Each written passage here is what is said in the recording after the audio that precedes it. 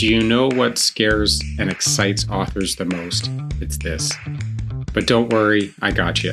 By the end of this video, I'm going to give you 3 examples so that you can start your story today. It's a lot easier than you think, so let's not overthink it. Let's dive in. So let's start with the action. Now, of course, as you read so many different books before, a lot of books start with that, and it is a very good hook to pull readers in. And we can do something like this. John's eyes swept over the journal, his jaw tightening as it took him a moment to register the sound. The locked door handle jiggling. He froze behind his boss's desk. A rattle in the dark. Then the scrape of a key against metal.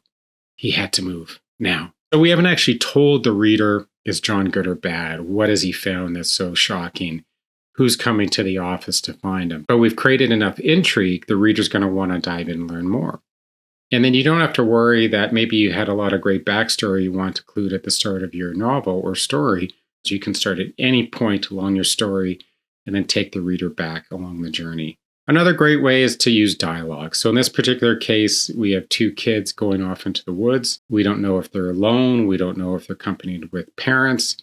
We don't know what they're going to face. Is it going to be dragons? Is it going to be bears? Or is it just a fun, happy forest? We don't know that. So we can use dialogue to hook people in. And we're not going to use pages of dialogue because readers can get bored of that. But just enough dialogue to hook the reader, and then you can start going into description. So let's try this.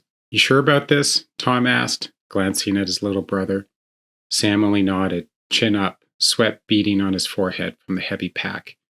You got the hammer? Sam patted his side pocket. Tom locked his eyes on the deep forest trail ahead. They were ready.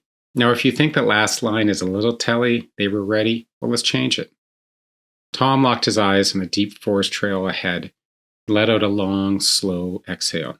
So that's another way to make it showy, the impact on the character, the feelings and emotion of the character, to draw that from the reader as well. So what I like about this, again, we're just giving enough detail to get the reader hooked, but now they don't have all the answers yet, and the only way to get the answers is to read the rest of your story. Another great way to start your book or story is start with a question. It's always a good way to hook a reader in, to get them thinking about the impact on them or what's going to happen with the story. So obviously with this giraffe, we can go to the start again. We can say, well, we met this giraffe in a zoo, or we were in Africa on a safari, and so on. But we don't have to go back that far. We can just dive right into the action, but start with a question. Now, how about this?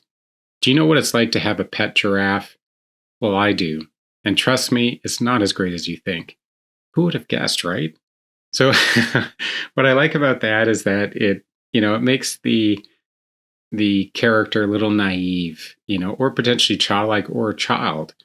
And you start to get a sense of his personality right away, just within a few lines.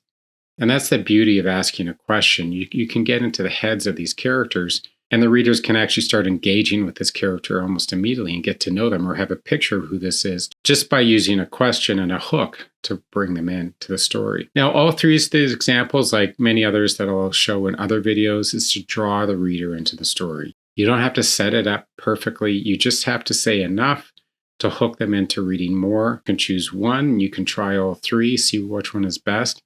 It doesn't matter. The beauty of writing is that once you write your first draft, you can edit it again and change it around and try different ways to do it. I actually, in my novels, it takes me about 30 plus drafts before I find it's ready. That's a lot. I think it's a little extreme, but for me, I love to kind of tinker and edit as I go post the first draft. So don't feel burdened that you have to get it perfectly from sentence 1. What are your story ideas? Because now you have 3 options to get writing. If you happen to like this video, click like and subscribe. And if you want to see more of these, put that in the comments. And the key thing now is happy writing.